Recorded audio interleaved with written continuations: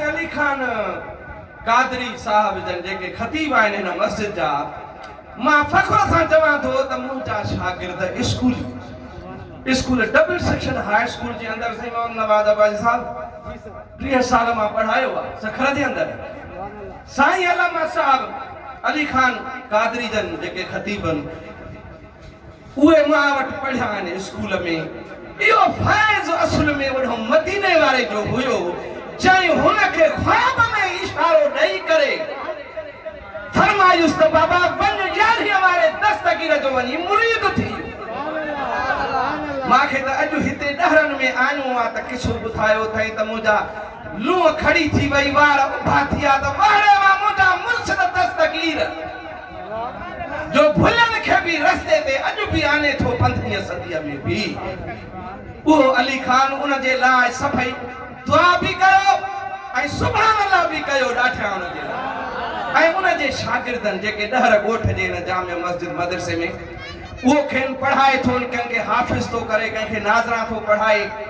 अल्लाह उन्हनि जे ख़िदमत खे क़बूल फरमाए उन जे शागिर्दनि भी ताउन कयो आहे हिन जलसे जे अंदर जलसे मल्हाइण में शागिर्दनि जे वालिदैन ऐं उन्हनि हिन जलसे सां बीका साउंड है जेको सभु कुझु ताउन कयो आहे कादरी तहरीक भी ताउन क्यों आ सबनी जा अल्लाह ताला मुरादू मतलब दुनिया के अंदर पूरा फरमाए उनके कामयाबी उनके फरमाए हाने टे मिसरा आखिर में आजान भी अचण वाली मगरिब जी मां दस्तगीर शहंशाह जे शान में ता के टे मिसरा बुधाया हे दस्तगीर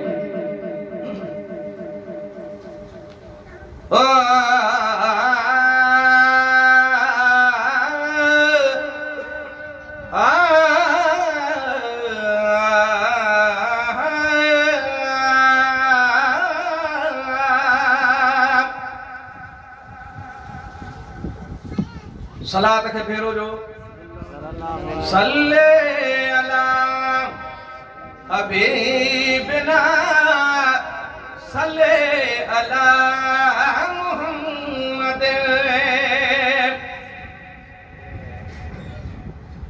है पार बेड़ा सही पार बेड़ा तन जसदानी थी दा वो पार बेड़ा तन जसदानी थींदा हथ जनते दस्तगीर जहूंदा हथ जनते दस्तगीर जहूंदा पार बेड़ा तन जसदानी थींदा पार बेड़ा तन जसदानी थींदा नीहु दुखो से की दिसंदा नीहु दुखो से की दिसंदा सदके सैयदा जे सुखन में रहंदा सदके सैयदा जे सुखन में रहंदा पार बेड़ा तन जसदानी थींदा